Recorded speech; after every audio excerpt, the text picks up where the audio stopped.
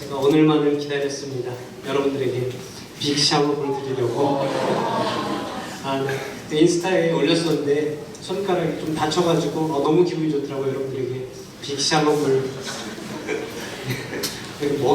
먹인다는 표현은 그렇지만 네, 빅샬롬을 나눌 수 있어서 그래서 네, 기다렸습니다. 오늘을 여러분들과 함께 이렇게 모여서 같이 예배할 수 있는 날이 올 것을 기다렸습니다. 혹시 여러분들 좀 불편하고 뭐 그런 것들이 있으신가요? 삶 가운데 좀 불편하고 제가 손가락을 다쳐보니까 진짜 느끼고 있어요. 이거 조금 다치기 얼마나 불편한지.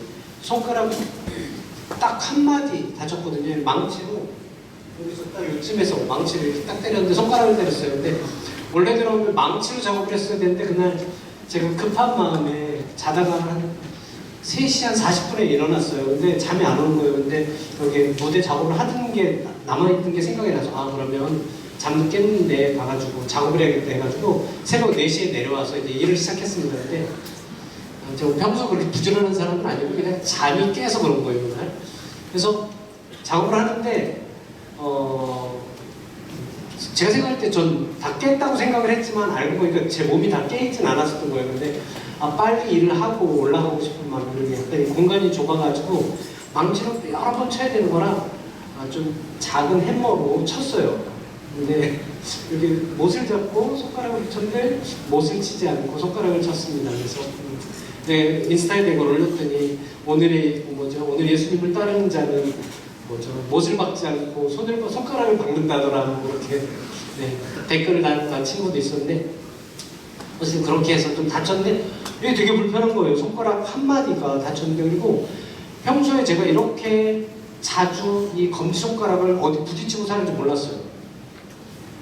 평소에 그냥 살았거든요. 제가 이거 부딪히는지 잘 몰랐는데 다치고 나서는 계속 걸리는 거예요. 그래서 아마 얘가 튀어나와서 걸리나 보다 하고 얘를 빼고 다닌 적이 있어요. 그랬더니 진짜 되게 아프더라고요. 그래서 다시 보호대를 하고 있는데 삶 가운데 여러분들 불편한 점들이 있습니까? 지금 되게 편하게 잘 있죠. 지금 편하게 잘 있죠. 근데 오늘 성경 본문에 나온 사람은 자신의 불편함으로 여기고 예수님 앞에 나왔었던 한 사람에 대한 이야기입니다. 여러분들과 나눌 말씀은요, 누가복음 5장 말씀인데요. 나병에 걸린 사람이 이제 예수님께 나와서 그의 상황에 대해서 이렇게 해결을 받는 그런 본문을 이야기하고 있습니다. 나병이라는 것은 한센병이라고도 이야기하죠. 그리고 예전에 우리나라 이제 표현으로 이제 문둥병이라고 이렇게 이야기를 했었던 그런 병인데 구약 성경을 보면요, 레위기를 보면 이게 그냥 우리가 이야기하는 나병, 한센병, 문둥병만을 이야기하는 것이 아니고 악성 피부 질환을 전체적으로 이야기할 때 그렇게 악성 피부병 이렇게 표현을 하기도 하고 나병이라고도 표현을 합니다. 예전 성경 번역으로 문둥병이라고 이야기하는데요. 그래서 이런 사람들이 생기면은 이 사람들은 이제 이게 전염병이기 때문에 처음에 검증 과정을 거친 다음에 이 사람들은 진 밖으로 무리가 모여 사는 성 밖으로 이제 내쫓게 됩니다. 스스로도 나가게 되는 것이고 왜냐하면 그 병이 다른 사람들에게 옮겨지면 그것이 이제 자기뿐만 아니라 다른 사람들도 고통을 받았기 때문에 사람들이 그 상황들을 알기 때문에 스스로 이제 성 바깥으로 나가서 생활을 하게 되는 것입니다. 그런데 오늘 본문을 보면요, 예수님께로 이 나병 환자가 나오는 그런 장면을 이야기하고 있습니다. 구약을 보면 어떤 사람들이 나병에 걸렸는지 구약의 성경의 이야기 속에서는 어떤 사람들이 나병에 걸렸는지를 우리가 좀 보면서 나병이 도대체 어떤 병인가를 좀 생각해 볼 수 있는데요. 먼저 이제 우시야 왕이라는 왕에 대해서 우리가 생각해 볼 수 있습니다. 우시야 왕은요, 유다의 16번째 왕으로 52년 동안 통치한 왕입니다. 52년이면 16살 정도의 이제 왕이 돼서 굉장히 오랜 시간 동안 16살 왕이 돼서 52년 동안 통치한 왕이니까요. 굉장히 오랜 동안 이제 통치했었던 왕이고 이사야서를 보면 이사야서 6장을 보면 우시야 왕이 죽던 해라고 이렇게 표현을 하면서 굉장히 나라가 큰 어려움을 겪게 되는 그런 상황을 표현하면서 우시야라는 이 왕을 이야기할 정도로 정말 영향력 있고 많은 그런 성과를 냈었던 사람입니다. 그런 왕이었습니다. 근데 이 사람이 나중에 말년에 나병에 걸립니다. 이유는 무엇이었냐면은 원래 제사장만이 하나님께 번제를 드릴 수 있는데 자기가 제사장도 아닌데 하나님께 번제를 드리겠다고 그 성전에 들어가서 번제를 드리려고 하다가 선지자가 막 가로막고 그래도 난 내가 드릴 거야 라고 버티기다가 그 번제를 드리려고 하다가 나병에 걸리는 그런 장면이 나옵니다. 그래서 기본적으로 이스라엘 사람들이 생각할 때 나병이라는 것은 교만한 사람들이 걸리는 그런 병이구나, 하나님 앞에 교만의 죄를 졌을 때 걸리는 병이다라고 생각해 볼 수 있고요. 또 우리가 잘 아는 엘리사의 이야기에서 나오는 엘리사의 몸종이었던 게하시라는 사람이 또 이제 나병에 걸립니다. 게하시는 어떤 상황에서 나병에 걸리냐면은 나아만 장군이 이제 옆 나라의 장군인 나아만이 와가지고 그 나병 걸린 나아만 장군이 와가지고 엘리사를 통해서 나병이 낫는 그런 과정들이 나옵니다. 나병이 다 낫자 나아만 장군 이야기입니다.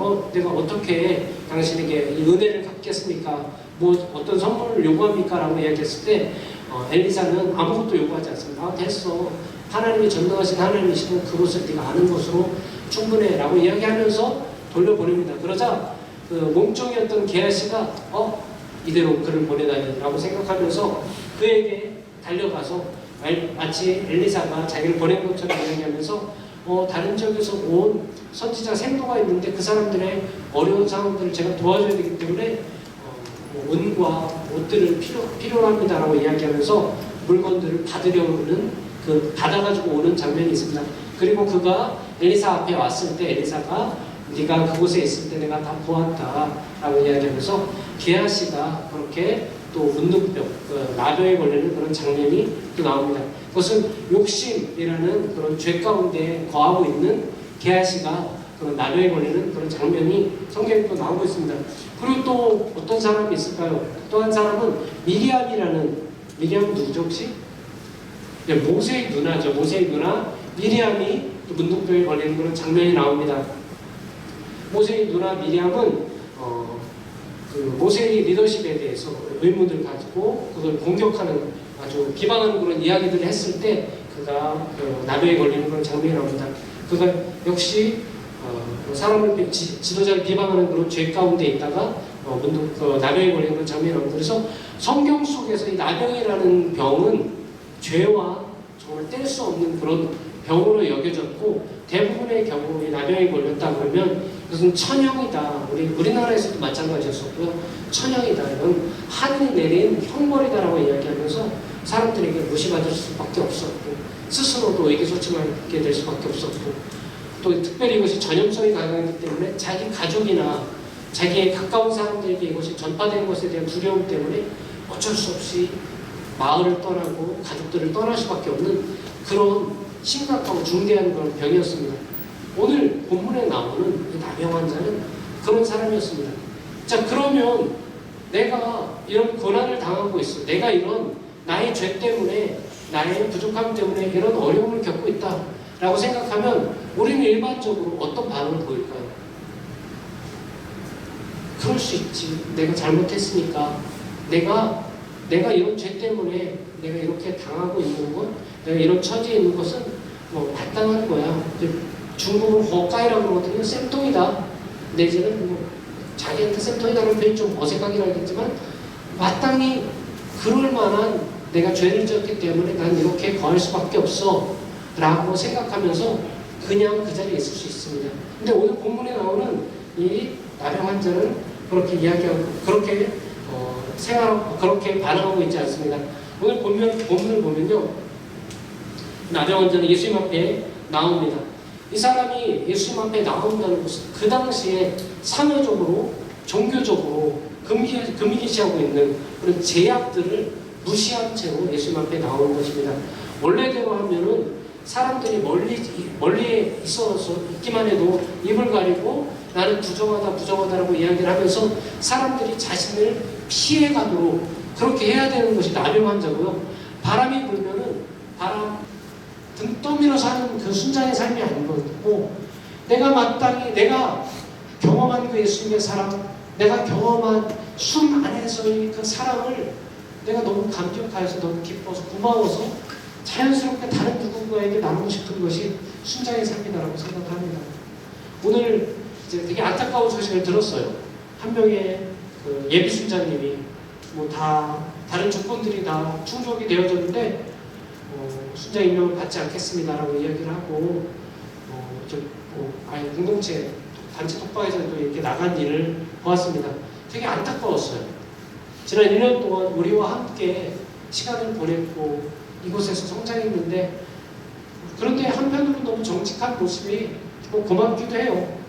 근데 조금만 더 시간을 줬었으면 좋았을 텐데 조금만 더 같이 가면서 하나님과 사랑을 좀 더 경험했었으면 좋았을 텐데라는 아쉬움이 있지만 순장은 누가 등을 떠밀어서 하는 것은 아닙니다.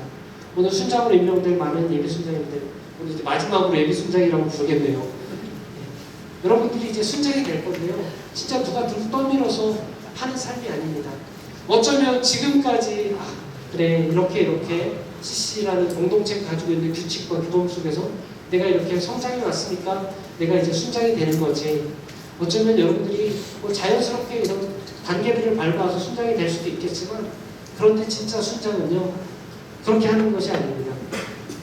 사실 제가 이제 거의 대부분 강원대하고 아가페 교대 이제 한림대하고 성심대 소수의 순장님들이랑 뭐 추천서나 순장 지원서를 이제 읽지는 않았지만 한 3분의 2 정도의 순장님들 예비 순장님들의 추천서와 그 지원서를 읽어서 봤어요. 대부분의 분들이 이제 하고 싶은 얘기 뭐냐면 내가 받은 그 사랑을 흘려보내고 싶습니다. 내가 경험한 예수님의 사랑을 전하고 싶습니다가 순장이 되고 싶은 이유였어요. 그 말은 무엇이냐면 우리가 앞으로 순장으로서의 삶도 마찬가지라는 거예요. 내가 어떻게 어디서 사랑이 나와서 사랑을 경험해서 누구에게 전달할 수 있겠습니까? 내가 하나님께로부터 받은 그 사랑 아니면 우리가 전할 수 있는 사랑이 없어요. 지금 오늘 본문에 나오는 이 나병환자처럼 자기가 경험했기 때문에 자기가 살아봤기 때문에 전하지 않고 그리고 뭐 이야기하지 않고 견딜 수 없어서 전하는 것이 제자의 삶이고 순자의 삶이에요. 내가 그 사랑을 받았기 때문에 너무 자연스럽게 나누고 싶은 거예요. 물론 그 중에 중요한 이제 한 역할을 하는 게 여러분들의 순장님이었겠죠. 우리 순장님 보면 정말 예수님의 사랑으로 날 살아있었던 것을 경험했어요. 저도 우리 순장님처럼 하나님의 사랑을 경험하고 나누고 싶어요. 어쩌면 중요한 동기가 되겠지만 정말 중요한 것은 내가 그 하나님의 사랑에 붙잡혀 살고 있는지 내가 그 사랑을 경험하며 살고 있는지 우리가 이후로 순장 임명을 받고 이후로 순장으로서 계속 살아가는데 어디서 우리가 그 동력을 얻을 수 있느냐 날마다 내가 예수님 안에서 경험하는 그 경험 오늘도 살아계시고 나를 사랑해 주시고 나를 정결케 하시고 나를 날마다 빚으시고 그리스도 형상으로 나를 닮아가게 하시는 그 은혜 때문에 감격하여서 다른 누군가에게 사랑을 흘려가는 것이 그것이 순장의 삶입니다. 캠퍼스의 리더의 삶입니다. 우리가 그런 모두가 되었으면 좋겠습니다. 이제 이 나병환자에서 우리의 눈을 예수님께로 잠깐 돌려봤으면 좋겠습니다. 사실 오늘 이야기의 주인공은 예수님이시죠. 우리 나병환자에 대해서 많이 이야기했는데 예수님을 한번 봤으면 좋겠습니다. 예수님 앞에 나온 사람에 대해서 예수님은 결코 그를 막으시거나 저지하시거나 물리치지 않으셨습니다. 그를 기꺼이 받으셨어요. 사실 아까 이야기했었던 것처럼 나병을 가졌다는 것 그리고 나병 환자라는 것 그것은 당시 그런 문화 그리고 당시 율법으로 본다면요 부정한 사람을 접촉한 사람을 부정하게 되는 것이에요. 그래서 다른 모든 이야기들 속에서 부정한 것을 접촉하는 것은 부정하게 된다는 것이 성경 속에서 구약의 율법 속에서 이야기되는 것입니다. 그런데 예수님은 달랐어요. 부정한 사람이 그에게 다가왔을 때 예수님을 통하여서 그가 정하게 되는 그런 역사가 일어납니다. 우리 제자의 삶이 그렇습니다. 우리가 제자의 삶이라고 이야기할 때 우리가 작은 예수의 삶이다라고 이야기하고 예수가 우리 안에 살아있는 그런 삶이다라고 이야기를 합니다. 그런 말은 무엇이냐면 우리가 예수님과 같은 그런 능력 속에서 그런 생명력 속에서 살아갈 수 있다는 것입니다. 어제 이제 한림대 이제 캠퍼스 전도하고 나서 건의사항인가 이렇게 썼던 것 중에 재밌었던 영역이 있었습니다. 그래서 흡연부스에도 가서 복음을 전해야 된다. 누가 썼더라고. 어쨌든 그렇게 썼더라고요. 그래서 와 정말 재밌다. 근데 우리가 생각할 때 복음을 어떤 사람들에게 전하죠? 일반적으로 뭔가 복음을 잘 들어줄 것 같은 사람, 뭔가 쟤는 착해. 내가 가서 얘기를 해도 뭐라고 나한테 구박하지 않을 것 같아. 우리가 생각하는 사람은 그런 사람들이에요. 그런데 예수님께서 오늘 만나셨던 사람, 예수님께서 오늘 정결하게 했었던 사람은 그 당시 문화 속에서, 율법 속에서 가장 저주받은 죄라고 이야기할 수 있는 그런 나병 환자였어요. 부정한 사람이었어요. 그런데 예수님은 기꺼이 그에게 손을 내밀어 그를 정결케 하셨습니다. 말씀으로 그냥 멀리서 그래도 안전거리를 유지해야죠. 코로나 정도의 안전거리를 유지해가면서 그렇게 하신 것이 아니라 기꺼이 다가가서 그의 몸에 손을 대면서 내가 깨끗하게 되었다라고 이렇게 말씀하십니다. 기꺼이 다가가시고 그를 받아주시고 예수님이 가지고 있는 그 생명의 능력으로 한 사람을 변화시킵니다. 물론 그러기 위해서 우리는 누군가를 생명으로, 새로운 생명으로 거듭나게 하고 이 모든 것은 주님께 있지만 또 우리가 그러한 삶의 그런 사역에 사용되기 위해서 우리가 먼저 성령 충만함을 계속적으로 유지해야만 합니다. 예수의 생명이 우리 안에 있어야만 합니다. 그리고 다가갈 줄 알아야 되고 받아들일 줄 알고 그 사람을 변화시키는 그 일에 우리가 동참해야 될 것입니다. 우리는 자주 되게 훌륭한 사람들에 대한 이야기를 합니다. 그런데 성경에 보면요, 어떤 사람들이 정말 이 성경 이야기 속의 주인공이 되었냐면 죄인이었고 부족한 사람들이었고 부정한 사람들이었고, 그러나 그들이 예수 그리스도로 말미암아 그 생명으로 말미암아 새롭게 되었을 때 그 사람들이 성경의 이야기의 주인공이 됩니다. 우리는 우리 스스로가 그런 예수님이 사랑해서 구원받았었던 사람들임을 늘 기억해야 합니다. 우리가 어떤 더 거룩한 존재였기 때문에 예수님께서 우리를 받아주시는 것이 아니었고, 우리가 누구보다 나아서 우리를 받아주시는 것이 아니었고, 우리가 죄인 되었을 때 우리를 예수님께서 받아주셨던 것처럼 오늘 본문에 예수님께서 부정한 자로 여겨졌던 그 나병 환자, 그에게 다가가 그의 몸에 손을 대고 그를 축복하고 그를 치유하셨던 것처럼 오늘 우리가 그 예수님을 닮아갔으면 좋겠습니다. 먼저 그 생명으로, 예수님의 생명으로 우리가 충만했으면 좋겠고, 그리고 그 생명으로 충만한 우리가 아직도 고통 가운데 있는 사람들, 어려움 가운데 있는 사람들, 생명의 빛을 알지 못하는 사람들에게 다가가서 그 생명을 전하고 그 사랑을 전하는 한 명 한 명이 됐으면 좋겠습니다.